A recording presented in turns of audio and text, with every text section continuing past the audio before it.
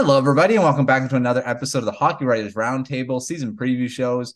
I'm your host, Matthew Zator, and we're almost at the end of our NHL teams here. We're up to the Carolina Hurricanes, and I've got Zach Martin from the Hockey Writers here.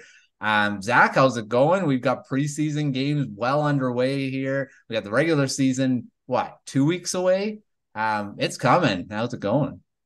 No, going good. Appreciate the invite. Yeah, we're exactly 2 weeks away, or if you're talking Hurricanes jersey numbers, Justin Williams days away. So Yeah. yeah, it's just very exciting. Yeah, I know they're playing the Panthers tonight. I think Rod's son Skylar is playing tonight too. So it's a family affair at PNC tonight. But yeah, no, like I said, appreciate the invite and glad to be here. How are you doing tonight?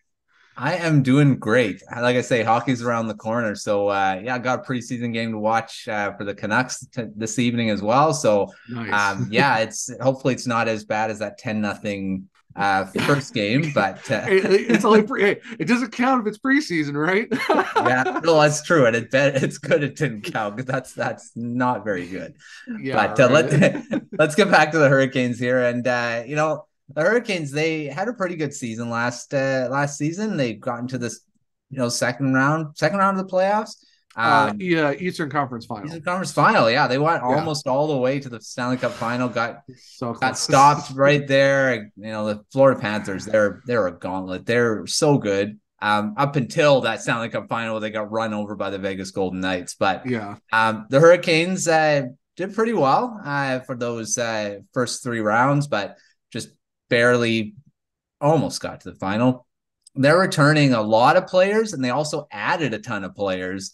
Added a few different pieces. We'll start at the forward group and start with Michael Bunting because he was with the Toronto Maple Leafs. He was on their top line, second line. It's Yep. looking like that he's going to be in the top six with the Hurricanes. What do you think Bunting's going to bring to this lineup? I think he's going to bring a little bit of snarl to the top six, but I mean he also brings in a lot of scoring touch too, like 23 goals each the last two seasons. Played a lot of time with Matthews and Marner and stuff like that. Even got some power play minutes and stuff like that too. So I mean he can score and he's got net front presence, which I think the Hurricanes haven't really had the last couple seasons outside of like Steph Nason. So he's bringing a more net front presence type of game to the Hurricanes desperately needed. And he also is a guy that can get under people's skins, but also draw penalties. I think he had 43 drawn penalties Mm-hmm. last year, which was like only two behind Connor McDavid. So you got a guy who can draw penalties and get you a lot more power play time, which for the Hurricanes would be nice to have because they don't get a lot of calls going their way. So, but I think he brings a little feistiness, but he also brings that scoring touch as well. So I expect to have him a good year this year, especially if it looks like we're probably looking at a top line of Bunting, Aho, Jarvis, which would be a good first line. So I think he's bringing something that I think the Hurricanes desperately needed, and have him for 3 seasons coming up at a good AAV contract and the length it is. I think it's a great addition for the Hurricanes this year, having Michael Bunting coming onto the team. Yeah, I mean, Bunting was like we said, very key player for the Maple Leafs for a number of seasons there. And, I was kind of surprised, maybe not surprised that he left, but because he was going to demand quite a bit of money. I mean, 4.5 is not bad. I mean, it's not like it's No, a not at horrible all. Yeah. contract. So I mean, he's coming in, like you said, he's going to bring a lot of different things to the lineup that maybe the Hurricanes need Mm-hmm. to push through that to get to the final. I don't know if they were missing a lot of that, but they're usually a pretty deep lineup, and he just adds to that, right? So Oh yeah, no, 100%. Yeah, it's like he's adding that little extra that they needed on the offensive side of things, and like I said, yes, he does get penalties as well, but he's someone that has a little bit of physicality. I think the Hurricanes kind of also lacked a little bit over the last couple seasons too. So they have a lot of skill, but I think like what the Hurricanes front office saw in the playoffs is like, okay, we do need to add a little bit more physicality, but also not take away from what the Hurricanes are good at, which is scoring throughout the entire yeah. lineup. So he brings in a good mix at the Hurricanes of additions that they do need, but also still brings in the style that Rod Brind'Amour likes to run in Carolina, which is a full 200-foot game, strong forecheck and back check, transition games, and just pressure all around the ice. Mm-hmm. Yeah, so I mean, this forward group is still pretty dangerous. overall, do you have any storylines or burning questions you're kind of watching throughout training camp and the preseason? Like I said, we're underway. Hurricanes, I believe, have played 2 preseason games as we record this. They're going to be playing, like you said, they're playing tonight. So, anything you're kind of watching throughout training camp here? Yeah, mainly it's kind of trying to figure out what the bottom 6 would kind of look like. I know early on they threw Teuvo Teravainen on that third line with Martinook and Stahl, which is kind of interesting, is the fact that the last like 2-3 seasons you've seen Foss and Stahl, and then add in whoever left winger you had. 2 seasons ago they had Nino Niederreiter. Last year they had Jordan Martinook. So it's kind of interesting how Teravainen is kind of playing that third line, which I mean he does bring some. He's a really good shutdown defensive forward as well. So maybe that's what they're going to look at, or it's really around in the preseason and training camp. So maybe it's just it's an extra look to go somewhere else with that. But I would say for the forward core, you're maybe kind of looking more of like, what's that fourth line going to look like? Who's your fourth right wing? Who's your 4C going to be? Either Jack Drury or was going to be Vasily Ponomara before he got hurt. But even then, you still got Zach Aston Reese as a PTO deal, Kiefer Bellows as well. Steph Nason, I mean, he's really good on the power play. He's someone that I think has kind of etched his name into the starting lineup. But I think it's a lot of what's the other fourth line going to look like and how like the bottom 6 is going to be kind of paired up. Just all depends on what Rod wants to do. So I say that's kind of what I'm looking at more. Is just like where are guys certainly going to play. It seems like the top 6 are kind of set. I know a lot of people want to see Teravainen up there in the top 6, but it's kind of tough when you got, Martin H's who had a career year last year. Just where Kochetkov coming into his own as well. He played really well last year. Svechnikov was on his way to lead the team until he got hurt with his knee. But then you add Michael Bunting, we talked about. Sebastian Aho just got a contract extension, and he's, the face of the franchise. And Seth Jarvis is coming into his 3rd season too. And he didn't really have a bad year last year. He just unfortunately couldn't get puck luck. So it's one of those things where I think the top 6 is kind of set. Bottom 6, you're kind of just figuring out who's going to go where and who's maybe going to get some like depth spots, because unfortunately there is no AHL team for the Hurricanes this year. So instead of having like 20 or 21 guys, we're probably going to be looking at like a full boat, 23, 24, a lot more depth is probably what we're looking at going into the season for the Hurricanes. So could get more guys that you would never necessarily think would make the roster just because they got to bring extra bodies in with no American League Hockey AHL affiliate.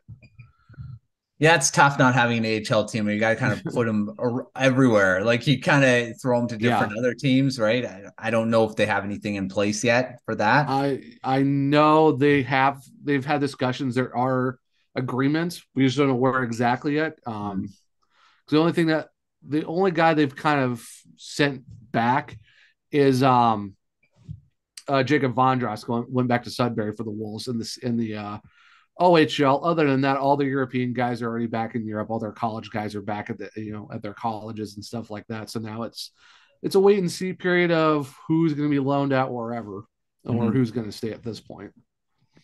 Yeah, like I say, it's better to have an AHL affiliate, but doesn't look. Thank you, Chicago Wolves, for throwing a wrench in that equation. Yeah, trying to become the first independent since the 1995, I believe, or 96 is one of the two. Yeah, like the mid 90s.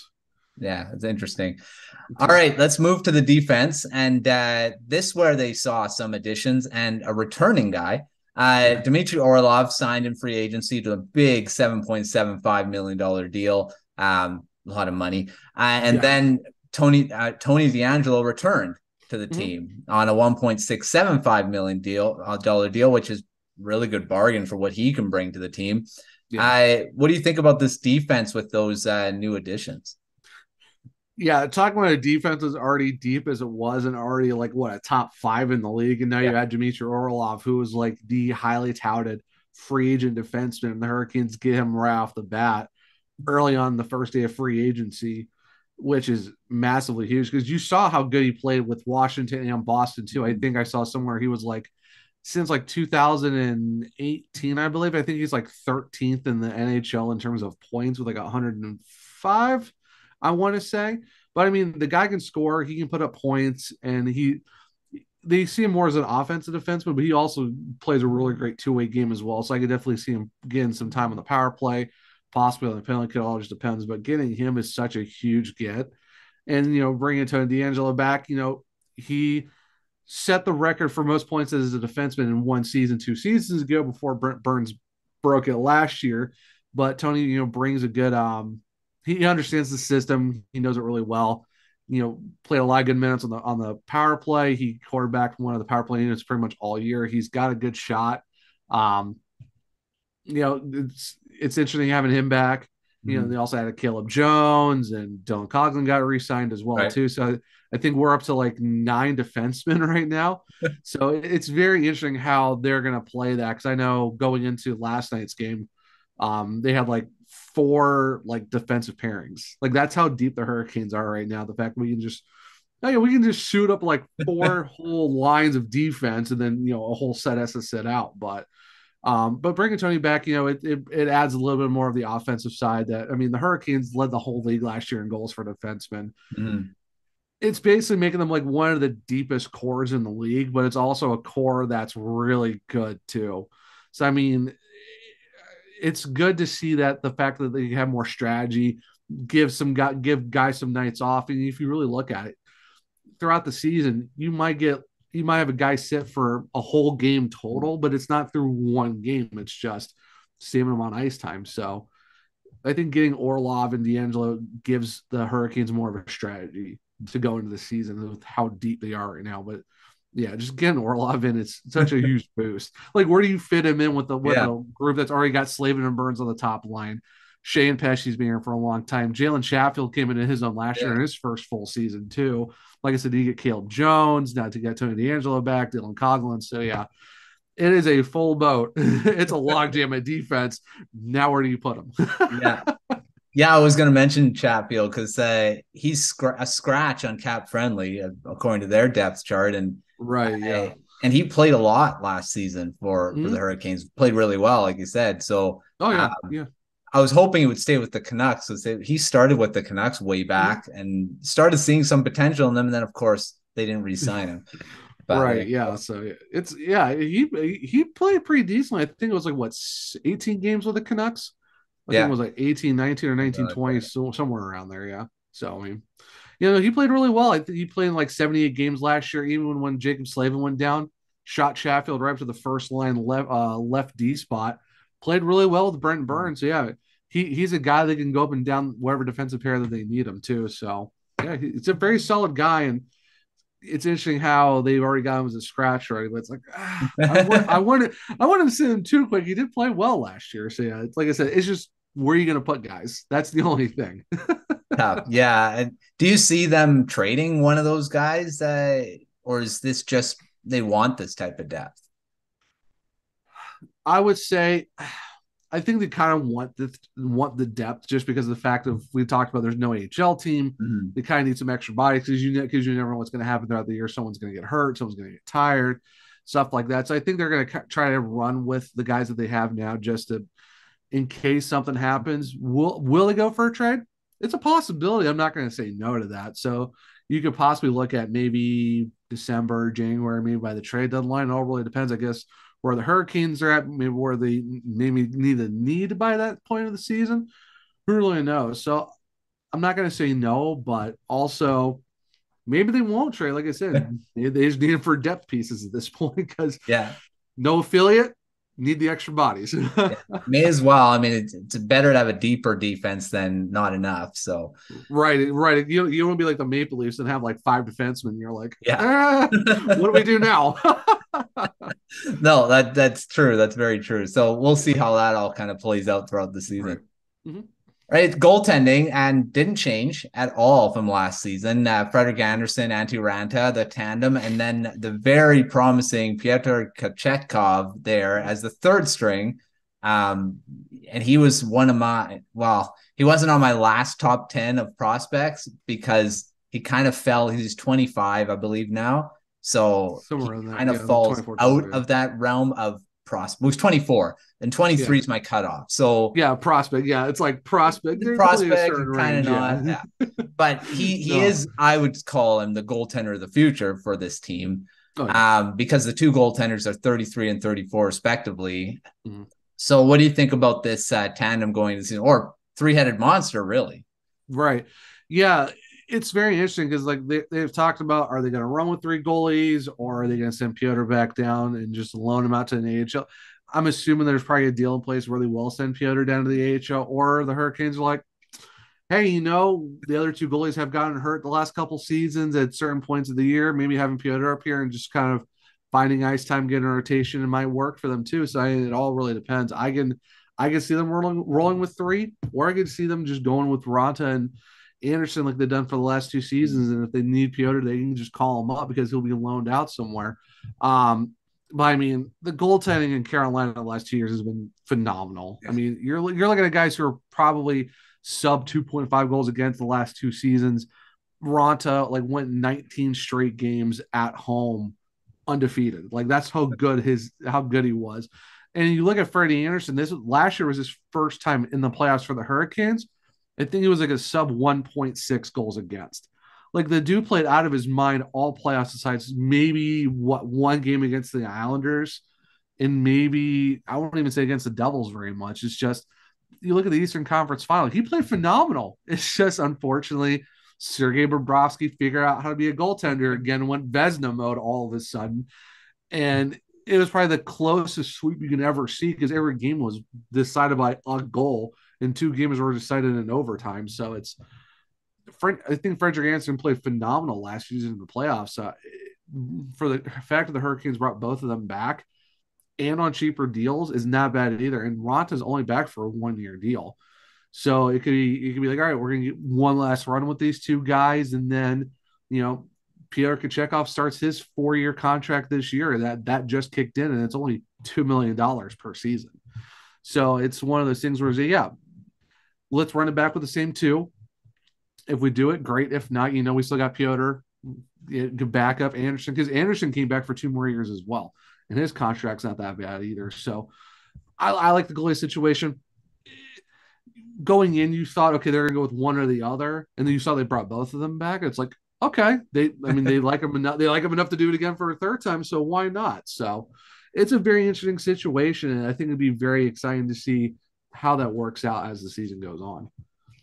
Yeah, I've said that I think in the NHL now, you need at least two guys that'll play most. 100, yeah. Sometimes even three. Like, Yeah. because of the fact that there's those injuries and guys getting tired, you want to keep guys fresh. Right. You need a really good third string that you can call on. And Kochetkov's probably one of the best. 100% right now. So yeah, it's crazy. Like you think about like not even like 5 years ago, you think, oh, you need that one goalie, and then you kind of need a guy who's kind of decent as your backup. And now, like you said, it's like now it's kind of like you need a tandem. You need a Allmark Swayman. You need like a Sorokin, and who insert name here. Or you look at the Rangers, they got Shesterkin and Jonathan Quick. Yeah. So it's like you need tandem goalies in this day and age in the NHL. So it's very interesting. It's very interesting how the Hurricanes are 3 deep, but even then, like they even got Yanov Peretz, who won the NCAA title in hockey for his team last season too, and that's their 4th string goalie. Yeah. So it's like, okay. Like, how can you not be upset about that? So it's just it's good. Depth is a very needed thing, and especially for goalies, because goalies that are that good don't grow on trees very much. No. So it's like you want to try to hoard them. It's like, no, mine. Yeah. They're mine. Peretz is a very promising goaltender as well. Mm-hmm. So the goaltending is pretty strong. This whole line, this whole team is strong, and even you go into their prospects. We'll talk about some guys later on here, but for a team that finishes high in the standings, they have a really good prospect pool as well. So, and that's not usually the case for teams that are always finishing high in the standings. They don't get those good draft picks, but it seems like they are able to get these gems in the later rounds. You're looking at guys like, I don't know, I'm not calling Seth Jarvis a gem because really he was drafted in the first round, but he was drafted lower than I thought he should have been. Right. He ended up being a guy that I thought was supposed to be drafted in the upper part of the draft, but he didn't. 13th overall. I guess that's the upper part, if you want to say. I thought he should have been drafted in the top 10. But Yeah, oh yeah, the way he's been playing, yeah, definitely top 10 for sure. And a lot of people thought Sebastian Aho was a stretch pick in the second round at yeah, 36 or 39. Jacob Slavin's a fourth, fifth round selection too. So I mean, Brett Pesce's a bat like way back in that's the one good thing about the Hurricanes is the fact that seems like every draft they don't miss on guys because it's like yeah. the scouts are phenomenal. They always find the guys that fit the system and it just works. And it's just getting Nadu and all these other Oh guys like yeah, they got getting Svetch a few years back at number 3. You know, it's good to see the turnaround. We were looking at the team like before Rod Brind'Amour came in, where it's kind of like you might have prospects. Now it's like they got prospects for days. And you're yeah, like, okay, how are they going to crack the lineup? Because the lineup is so good, but our prospects are so good. So yeah, it's like the Hurricanes had Podorowski in their system at one point, and this dude yeah. lights it up in the AHL, which is crazy. So yeah, it's a good problem to have where you have a good lineup, but you also have a good prospect pool. I think the Athletic had him at like 14 or 15 Mhm. in terms of the prospect pool, which is it's crazy to think that they're 15. If you look at the group they have, and it's like that should be way better than 15. but Yeah, it's interesting. Yeah, they're a very solid team all around. So, yeah, all right. Well, this is probably an obvious thing how they stack up in this Metro division because they did finish second in the. So they win? No, they trying to figure out because New Jersey and Carolina were really neck and neck right at the end. Who actually yeah. won the division? So Carolina won the division. So Yes, was their that's right. so they went back to back in the Metro, but it was their third straight division title because they won the Central during Yeah, the shortened seasons. Yeah, so yeah, the Hurricanes won their third division back to back Metros. Yep. there you So go. I always mix it up because I'm like, because they were really like points, really close. yeah, it was really close. Yeah. All right. Well, how do they stack up this season? Are they still in that realm Oh of being division leaders? Because this division is really tough. I don't think it's really changed from being. no, yeah, no. I called the division of death, like how they do it in Yeah. soccer for like the group of death. So that's what I see it as because Carolina got better, New Jersey got better, Rangers, the getting Wheeler and Quick, okay. I Mhm. don't know. Pittsburgh, it's for me. I don't know where Pittsburgh's kind of at because yeah, you get Carlson, but your goaltending is still suspect, and the rest of your Yeah. defense is still kind of like up in the air and how that bottom 6 is going to look. The Islanders really didn't do anything per se, but it's the Islanders. You never really want to count them out because they always try to find a way to surprise you. So I still think Carolina is in that upper tier of the division. You're Mm. talking like them, New Jersey. You can make a case for the Rangers, but I'm not really sure how they're going to look because it's like I said, they didn't really get better. They kind of got worse, but they're kind of in a weird spot. And same thing for Pittsburgh and the Islanders. So I definitely say if you're talking like who are the teams to watch that who have a shot to win the division, it's Carolina and New Jersey, and Yeah. it's kind of the group of 3 right there that might have a case. Washington, I don't think really think Yeah. they even got better. They got Backstrom coming back. Okay, Mm. Flyers in Columbus. Yeah. It's just like, hi, how you doing? That's really about it. Columbus will be an interesting one to watch this season. I think so. Yeah, I don't think they're getting in that upper at all. But Fantilli's yeah, looked really good in the preseason. I I don't think know. so. But they're getting Zacharinsky back too. I like Mersley because I think he's good. It's just that they had like half the roster out last year due to injury, so you really Yeah. can't blame them. I think Columbus is going to be better than people think. I don't think they're going to be in the bottom 5 of the league, but I guess they're probably around like 17 to like Yeah. 20, maybe 22 at the worst in the league. So they're not going to be beyond terrible. But in this division, though, it's going to be No. very good. There's like 5 teams ahead of them that are so much better, and 2 that are going to be like going for the Yeah. division at that Yeah. point. But yeah, it's just a tough division to be in right now. For sure. Yeah. But fun to watch. Yes. All right. Let's get to our quick fire round. And these are all quick, fun questions that I like to ask here. And let's start with 1 or 2 breakout stars for the Hurricanes this season.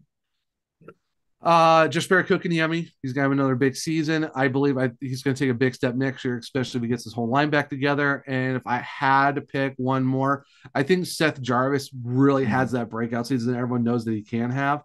And I think you're gonna see a career out of him. So Kochetkov and Seth Jarvis are the two I would keep an eye on. Yeah, I love Seth Jarvis, already said. So there you go. Yeah. I hope Yeah. he does too. Yeah. All right, a player that needs to bounce back from last season. Teuvo Teravainen. I know last year was tough. He did lose his grandfather.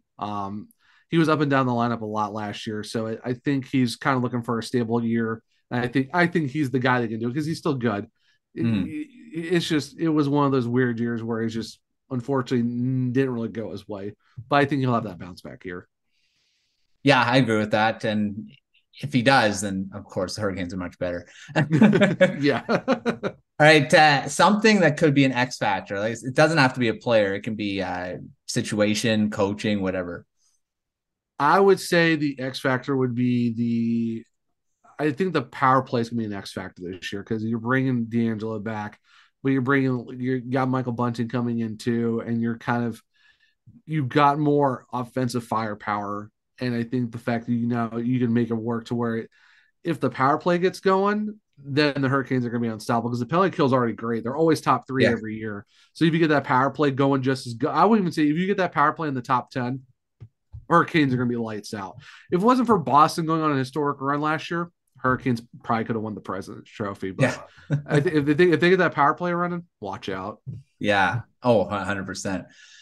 Okay, now this lineup is full like crazy. I don't know how any rookies are going to make it, but do you see anyone that could potentially crack the lineup? I know Ponomarev was probably one of them, but of course he's hurt. If Ponomarev didn't get her, I think he would probably have been the biggest slam dunk answer for that. I would say the only one that might have another shot is maybe Jamison Reese or Ryan Suzuki, but I mean, I would say more so Ryan Suzuki because he did have a good showcase, but Jamison Reese was in kind of there too. So I would say if there was someone, it'd be one of those two guys. Now, if we started Ponomarev, he would be the guy for me. Yeah, we'll see. We'll see if anything like that happens. Right. A prospect to watch. Now, we already mentioned a couple guys. Who should everyone be watching this season, prospect-wise? Felix Ungerstrom, 100%. That dude, he had another great showcase as well. He's been good in the training camp. Played phenomenal last night. You heard his name throughout that entire broadcast from all over the place. Great 200-foot game, great chances. Yeah. Felix Ungerstrom is legit, and he just turned 18 like not even a week ago. So yeah, this dude is freshly 18, but absolutely playing really good hockey right now. Yeah, he was a guy that I believe we mentioned a few times on Prospect Corner. See again about the Hurricanes grabbing guys that right, exactly. It's like what? It's like they need another one. Okay, another one, another prospect, another good one. I want to say Jaden Perron's another guy that everyone should be watching. Oh yeah, I loved that pick in the draft because he was one of my guys that I was thinking he could have been a first round pick, but ended up dropping into the second round. So yeah, great. Still picking the second round, and like I say, even Bradley Nadeau, he's gonna be good too. He lit up for Penticton. And the fact that the Hurricanes even brought his brother in too, who also had 100 points with Penticton as well. So the Nadeaus combined both at 200 points. So yeah, those two are going to be just lethal for the Hurricanes. Yeah, that's going to be fun to watch for sure. Yeah, 100%. Okay, who will lead the team in scoring, forwards and defense? Now, it could be a few names for these guys. Yeah, yes. Man, I know Nietzsche's did it last year. Aho would be a good pick, but I think Svechnikov will lead the forwards. I mean, if he played all last year, I think he would have done it. So I'm going to go with Svechnikov this year for the forwards. Defense, I mean, shoo. you got D'Angelo back, but of course he might be fighting for some ice time. Maybe Orlov, but not. I'm going Brent Burns. He did. He broke it last year. I think he might break it. He might break his own record again this year. I think it's just because he kind of had a slow start last year, getting used to the system. But give him a full year. I think he's going to break his records. Yeah, it's Svechnikov and Burns for me. It's kind of Yeah. like, yeah, it's good. Just go with those two guys. The ageless Brent Burns. He's 38 years old now, and he's still putting up points. Aging like a fine whiskey, not even a fine wine, just a Yeah. fine whiskey at this point. Yeah, he is a fun defenseman to watch. That is for sure. 100%. Yeah. All right. Now we mentioned trades with the defense. Do you see anyone, not just defense, but anyone getting traded before the deadline here? Um, I'll go one forward and one defense just to make it more interesting. I would say if you're looking at defense, I'd probably say Brady Shea, Hmm. just because Brett Pesci says he wants to finish his career in Carolina because he's been here the entire time. He's a Carolina prospect. He played with them for so long. I think it'd be good to have him stay the whole time. And Brady Shea's cap is a little bit higher, so I think that and plus he had a great. I mean, he scored I think like 17, 18 goals last year, so he brings some offensive firepower, and he even said he's going to score more too. But I think that type of cap hit and just the fact they got so many guys they need to re-sign on that defense, I would say kind of Brady Shea might be that guy that might just Hmm. leave. Offense, oh geez. If I had to pick someone, it might be Jack Drury, just because of the fact that he requested a trade. I mean, they got so many other guys that they can probably bring up who might have a little bit more of a scoring Hmm. touch than he will. It's just like he's not, like I said, he's not a bad player. It's just unfortunately you really going to move up on the center depth that has Jordan Stahl and Jesperi Kotkaniemi and Sebastian Aho and stuff like that. And it's just I don't really think there's anyone else in the forward core you can kind of just get rid of at Hmm. this point. So I would say if you had to pick a forward, Jack Drury. Hmm. He'd Yeah. probably fetch something too. He's 23 years old, so has a lot of Yeah, yeah, potential. yeah, So yeah. So could get something for him. yeah. Okay, last question, and I love these questions, a bold prediction. So a Ooh. bold prediction for this season. Oh man, bold prediction. Oh man. I think Andrei Svechnikov is going to hit 90 points this year. Good one. It's a good one. Yeah, Yeah. he's definitely got that potential. That's for sure. Yeah. 100%. I mean, it's one of those things where like the Hurricanes aren't known for guys that put up 90, 100 point years, but if Svechnikov gets rolling and just going to stay hot all season, I think he can hit 90. Mhm. So I think he'll surprise people by getting him into that plateau. I would say he even finishes top 5 in goals in the Yeah, league. that's a good one. Yeah, and I still can't believe he's only 23. I thought he I was know, I know. older. He's been in the league since like 2018. Like, Yeah, how is it already been that long? But yeah, it's wild. but he still hasn't hit his athletic prime yet. What else has he got? So yeah, Right? he's definitely exciting to see 100%. what'll happen this season. 100%. All right. Well, thanks, Zach, for coming on the show here, previewing the Carolina Hurricanes season. It's going to be another exciting one. They're a very unique team. I love their celebrations. I still love the Storm Surge, So the great. different Yeah. ones they do. So, very exciting team. It's going to be fun to watch them this season. Before we get going, make sure give everyone your social media and where everyone can find your stuff here. Yeah. One True Zach on X. It's only True Zach. It's spelled out. It's not number one itself. That's where you can find where I can post all my articles and stuff like that. I even have a link in my bio that goes to my author page at the Hockey Writers. So yeah, if you want to check out my stuff, it's right there. Just got 9 articles done already, and it's been like a couple weeks since I've been here. So yeah, hitting the early grind here at the Hockey Writers, but it's great being here and I enjoy it. So yeah, so if you want to find me on socials, One True Zach on the X. All right.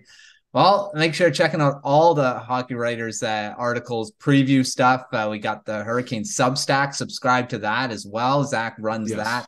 that. Lots of different articles coming out. We got previews, recaps. We already got takeaways from the preseason games out there. We got previews and lots of stuff. So make sure you're checking all that out. Give this video a like. Make sure you're subscribed to the Hockey Writers YouTube channel if you haven't already. And keep following us throughout the season. There's going to be tons of content coming up. So until next time, we'll see you on another episode of the Hockey Writers Roundtable.